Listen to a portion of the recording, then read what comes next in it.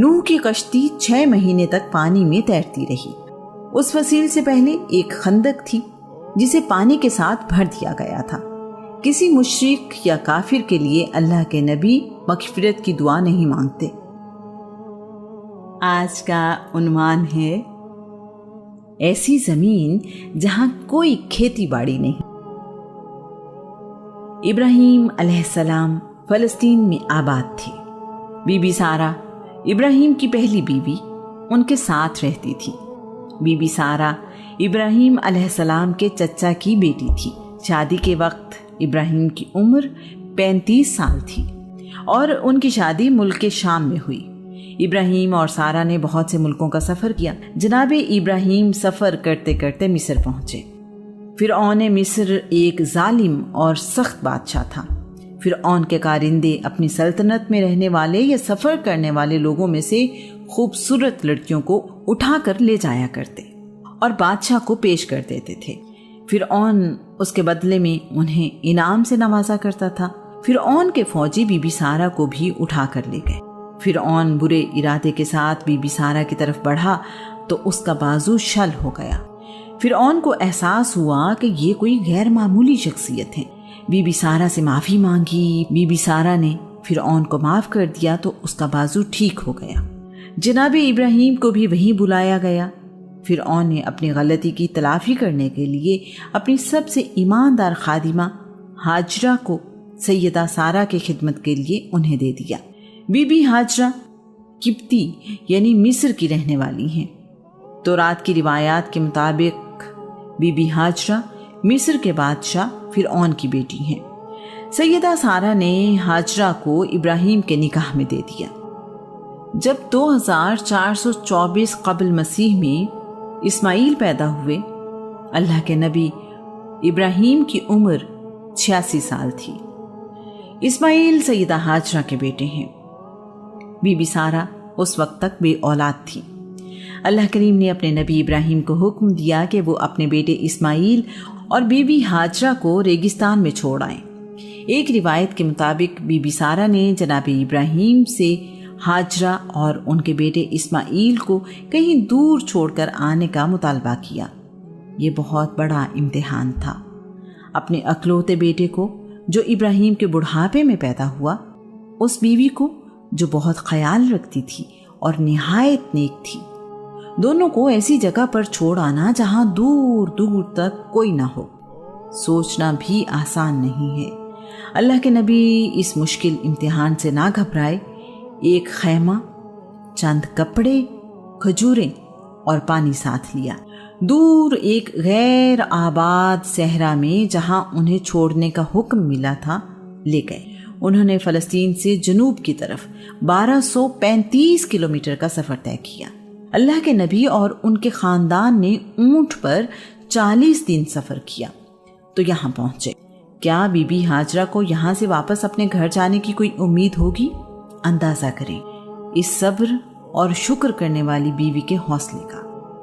Be be Hajra کی عمر اس وقت 40 سال تھی۔ اللہ کے نبی کے کہنے پر عمل کیا۔ ویرانے میں اپنے دودھ پیتے بیٹے کے ساتھ چلی آئیں۔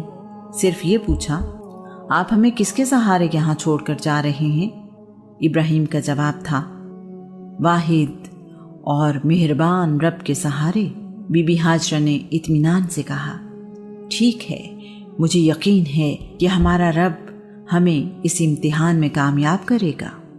یہ بات بھی قابل ذکر ہے کہ اس وقت وہاں کوئی آبادی نہیں تھی۔ یہاں رکنے کا فیصلہ کس کا تھا؟ کیا یہ فیصلہ ابراہیم نے کیا یا سیدہ ہاجرہ نے؟ کیا سیدہ سارہ نے انہیں اس جگہ چھوڑنے کا مطالبہ کیا تھا؟ کیا یہ فیصلہ ہمارے رب کا نہیں تھا جس نے یہاں اپنا گھر بنانے کا فیصلہ کیا ہوا تھا؟ ہم اپنے اور اپنے گھر والوں کے لیے بہترین آسائش، آرام اور تمام نعمتوں کا انتظام کرتے ہیں۔ اچھا گھر، زندگی کی آسانیوں کا سامان، خوشحالی اور بہت کچھ۔ کبھی گمان میں بھی اپنے گھر والوں کو تنہا نہیں دیکھنا چاہتے۔ سبزہ تھا، نہ ہی پانی کا وجود، اگر تھے تو سخت اور خشک پہاڑ، پتھر اور تنہائی، وحشت اور گھبراہٹ۔ اللہ کریم محبت کرنے والوں کا خوب امتحان لیتا ہے۔ کہاں جا بسنے کا حکم ہوا؟ ایسی زمین پر جہاں کوئی کھیتی باڑی نہیں۔ اللہ کے نبی ابراہیم نے خیمہ لگایا۔ بی بی ہاجرہ اور اسماعیل کو اللہ کریم کے حکم پر یہاں چھوڑا اور واپس فلسطین روانہ ہو گئے۔ اب ماں بیٹا اللہ کریم پر بھروسہ کرتے ہوئے اس وادی میں رہنے لگے۔ کچھ دن گزرنے کے بعد پانی ختم ہو گیا۔ اب یہاں تنہائی کے علاوہ پریشانی بھی تھی۔ زندہ رہنا مشکل ہو گیا۔ اس پریشان کن صورتحال میں بھی بی بی ہاجرہ کا اپنے رب پر یقین کم نہ ہوا۔ پیاس جب بہت زیادہ بڑھ گئی تو بی بی ہاجرہ نے اپنے خیمے کے باہر ایک چادر اس سخت زمین پر بچھائی، اسماعیل کو اس پر لٹایا اور خود پانی کی تلاش میں نکلی۔ باہر تو کچھ بھی نہیں تھا، لیکن اللہ کی اس نیک بندی کو یقین تھا کہ کوئی نہ کوئی صورت ضرور پیدا ہوگی۔ وہ اپنے خیمے کی دائیں جانب والے پہاڑ صفا پر چڑھی، ادھر ادھر دیکھا، کچھ نظر نہ آیا، نہ کوئی انسان نہ پرندہ۔ نظر بھی کیسے آتا، یہاں کوئی تھا ہی نہیں۔ پہاڑ کی چوٹی سے ان کا بیٹا انہیں نظر آ رہا تھا۔ ماں کو تسلی تھی کہ میرا بیٹا میری نظروں کے سامنے ہے۔ جب کوئی صفا پر جا کر کچھ نہ ملا تو نیچے اتری اور اپنے خیمے کی بائیں جانب والے پہاڑ مروہ کی طرف جانے کا ارادہ کیا۔ کوہ صفا سے نیچے وادی میں آئیں تو اب بیٹا نظر نہیں آ رہا تھا۔ ماں کو چین کیسے آتا؟ ماں کی محبت نے مجبور کیا۔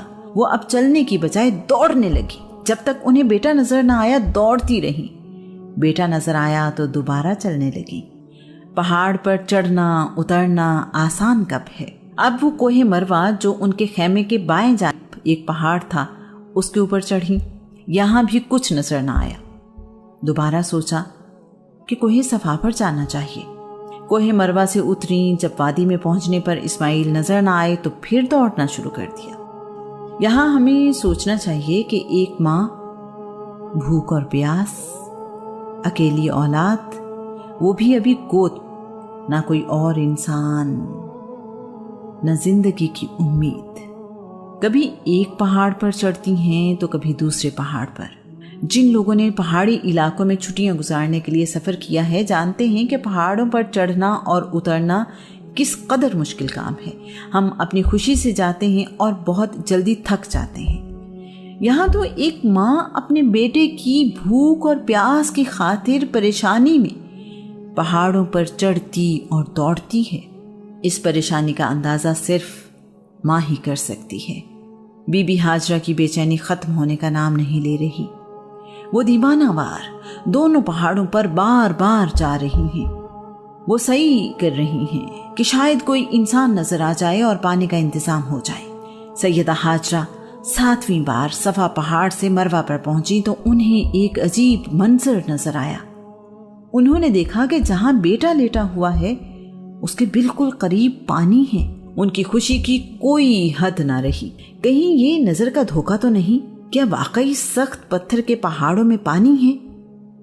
میرے رب، مجھے یقین تھا کہ تیری رحمت کوئی نہ کوئی بہانہ ڈھونڈ لے گی۔ میرے پروردگار، تیرا لاکھ لاکھ شکر۔ دوڑتی ہوئی پہاڑ سے اتری، لیکن اس بار اپنے بیٹے کی طرف جا رہی تھی۔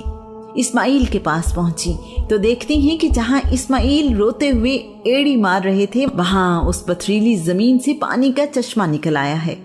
سیدہ ہاجرہ کا اپنے رب پر یقین تھا کہ وہ کوئی نہ کوئی صورت پیدا کرے گا۔ ایسا ہی ہوا۔ اب انہیں فکر ہوئی کہ کہیں یہ پانی بہتے بہتے ختم نہ ہو جائے۔ پانی ذخیرہ کرنے کا کوئی طریقہ نہیں تھا۔ انہوں نے بے اختیار کہا، زم زم، ٹھہر جا ٹھہر جا۔ اللہ کریم کی نیک بندی کا کہنا کمال کر گیا۔ پانی وہیں ٹھہر گیا۔ چشمہ تو باقی رہا لیکن اب پانی بہنا بند ہو گیا۔ سیدہ ہاجرہ نے اس پانی کے گرد روک بھی بنا دی۔ اللہ کریم کی طرف سے زمزم کو ہمیشہ ہمیشہ کے لیے جاری کر دیا گیا۔ آج 4000 سال بعد بھی زمزم لوگوں کو سیراب کر رہا ہے۔ رسول اللہ کا فرمان ہے، اللہ کریم اسماعیل یعنی سیدہ ہاجرہ پر رحم فرمائے۔ اگر وہ جلدی نہ کرتی تو زمزم ایک بہتا ہوا چشمہ ہوتا۔ سیدہ حاجرہ کی پریشانی کم ہوئی، اب انہیں زندگی کے آثار نظر آنے لگے۔ چند دنوں میں پانی کی وجہ سے یہاں سبزہ بھی اگایا۔ وہی وادی جہاں کھیتی باڑی نہیں ہوتی تھی، اللہ کی قدرت کہ سبزہ نکل آیا۔ کچھ عرصے بعد یہاں سے ایک قافلہ گزرا جو ملک کے شام تجارت کے لیے سفر پر تھا۔ ان لوگوں کا تعلق بنی جرہم قبیلے سے تھا۔ یہ راستہ ان لوگوں کا جانا پہچانا تھا۔ وہ پہلے بھی بارہا یہاں سے گزر چکے تھے۔ اب کی بار انہوں نے عجیب منظر دیکھا۔ انہوں نے دیکھا کہ پرندے اڑ رہے ہیں اور خوشی سے چہچہا رہے ہیں۔ جب ان کے تجسس نے انہیں مجبور کیا تو وہ پہاڑ پر چڑھے۔ ان کی حیرت کی انتہا نہ تھی۔ ایک خیمہ ہے، سبزہ اگا ہوا ہے اور پانی کا چشمہ موجود ہے۔ یہ کیسے ہوا؟ وہ تو بہت دفعہ یہاں سے گزرے تھے۔ کبھی کسی نے سوچا بھی نہیں تھا کہ پتھریلے پہاڑوں میں پانی بھی ہوگا۔ کوئی ایسے ویرانے میں تنہا کیسے رہ سکتا ہے؟ وہ لوگ سیدہ حاجرہ کے پاس آئے اور یہاں رہنے کی اجازت مانگی۔ سیدہ حاجرہ نے اس شرط پر انہیں اجازت دی کہ زمزم پانی کی ملکیت سیدہ حاجرہ اور ان کے خاندان کے پاس رہے گی۔ وہ لوگ اس شرط پر راضی ہو گئے۔ سیدہ حاجرہ اور اسماعیل کے بعد یہ لوگ ہی اس شہر کے آباد کرنے والے تھے۔ اللہ کریم اس شہر کو بکہ کے نام سے یاد کرتا ہے۔ یہی شہر بکہ اب مکہ کہلاتا ہے۔ مکہ کی تاریخ آدم سے شروع ہوتی ہے۔ الہامی کتاب تورات میں اس جگہ کو وادی فاران کہا گیا۔ طوفان نوح کے بعد اس شہر میں موجود کوئی چیز باقی نہ رہی۔ سیدہ حاجرہ اور اسماعیل نے اسے آباد کیا۔ اسماعیل قبیلہ بنی جرہم کے درمیان پلے بڑھے۔ ابراہیم اور اسماعیل کا دور سریان اور یہودیوں سے پہلے کا دور تھا۔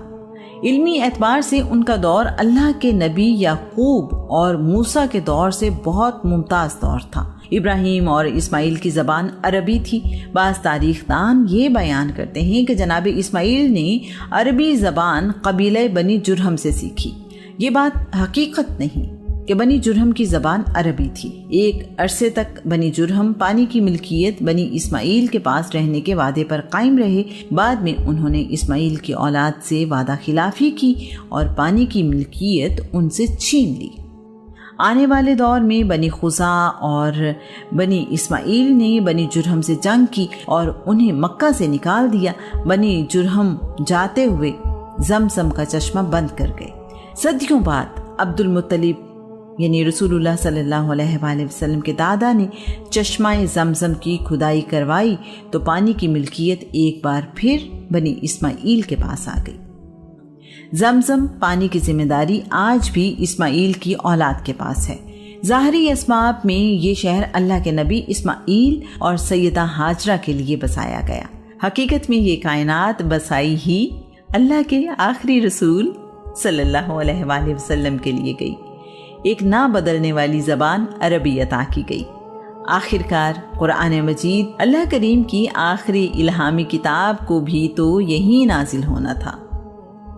مت سہل ہمیں جانو، پھرتا ہے فلک برسوں، تب خاک کے پردے سے انسان نکلتے ہیں۔ یہ کائنات اتنی آسانی سے نہیں بسائی گئی۔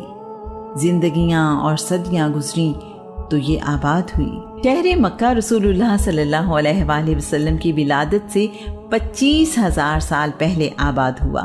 مکہ سطح سمندر سے 277 میٹر بلند ہے۔ شہر مکہ کو اس لیے حرم کہا جاتا ہے کیونکہ یہ عزت اور حرمت والا شہر ہے۔ یہ شہر جدہ سے 64 کلومیٹر مشرق میں واقع ہے۔ تاریخ دان یاقوت حموی کے مطابق شروع میں حرم کعبہ کی عمارت کا نام مکہ تھا۔ بعد میں پورے شہر کو مکہ کہا جانے لگا۔ مکہ شہر وادی ابراہیم میں واقع ہے۔ اس کے شمال میں کیقان ہے، جنوب میں جبل حدیدہ ہے اور جنوب مغرب میں جبل عمر ہے۔ مشرق میں جبل ہیرا ہے جبکہ شمال مشرق میں جبل ابو قبیس ہے۔ آدم علیہ السلام نے اللہ کا گھر مکہ کی وادی میں تعمیر کیا تھا۔ طوفان نوح کے بعد یہ عمارت قائم نہ رہی بلکہ اس کا نام و نشان تک مٹ گیا۔ یہاں اس بات کا ذکر بھی نہایت ضروری ہے کہ اللہ کریم نے ماں میں محبت کا جو جذبہ رکھا ہے وہ کسی اور کو حاصل نہ ہو سکا۔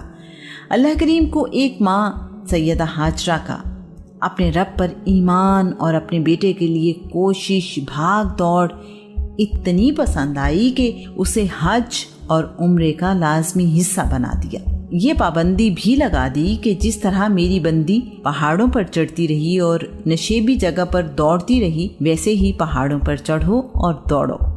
سیدہ ہاجرہ کا اپنے رب پر ایمان اور یقین اسی قابل تھا۔ کوئی لمحہ بھی ایسا نہیں جب اللہ کریم کے بندے مکہ میں صفا اور مروہ کے درمیان دوڑ نہ رہے ہوں۔ اس عمل کو صحیح کہتے ہیں۔ اللہ کریم نے صفا اور مروہ کو اپنی نشانیاں قرار دیا۔ اے ہمارے رب، میں نے یہاں تیری حرمت والے گھر کے پاس ایسی وادی جہاں کھیتی باڑی نہیں میں اپنی کچھ اولاد بسا دی ہے تاکہ وہ نماز قائم کریں۔